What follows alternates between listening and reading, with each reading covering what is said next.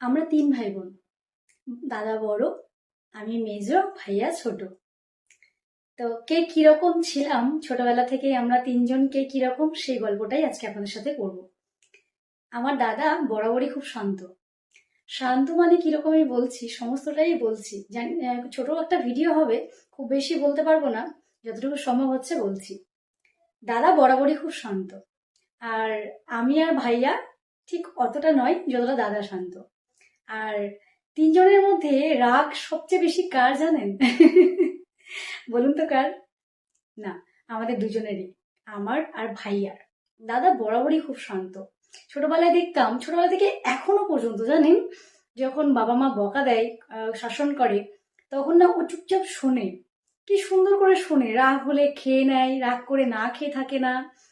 আর আমাদের দুজনের মধ্যে কি রয়েছে বলুন তো? না খাবো না, এরকম একটা ব্যাপার। আমিও ভাইয়াও, দুজনেরই একটু রাগটা বেশি।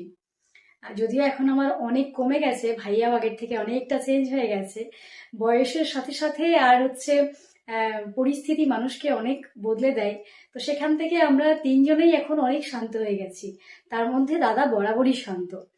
আহ, ছোটবেলায় জানেন দেখতাম, যখন আহ, পুজোর পুজোর কেনাকাটা শুরু হতো, তখন দেখতাম যে দাদাকে যখন কেনাকাটা করতে দিত মা, যে 3 ভাই বোনের জন্য তুমি নিয়ে আসবে, তারা তখন অনেকটা বড়, আমরা ছোট।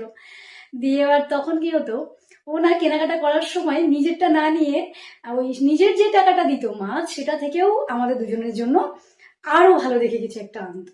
মানে দুজন তার জন্য ভাবতো না। তো এখন কি হয়, ওনা বরাবরই এরকম, ওর খাওয়া নিয়ে কোনো ঝামেলা নেই, কিছু নিয়ে কোনো ঝামেলা নেই। যদিও এই ঝামেলাগুলো একটু খাওয়া নিয়ে একটু আমার আছে, ভাইয়ারও আবার সেটা নেই।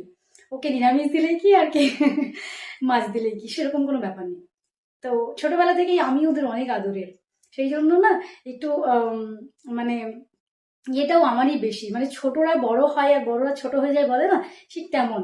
মাঝে মাঝে ভাইয়াকে মনে হবে সে আমার দাদা, আর দাদাকে মনে হবে সে আমার ভাই ছোট।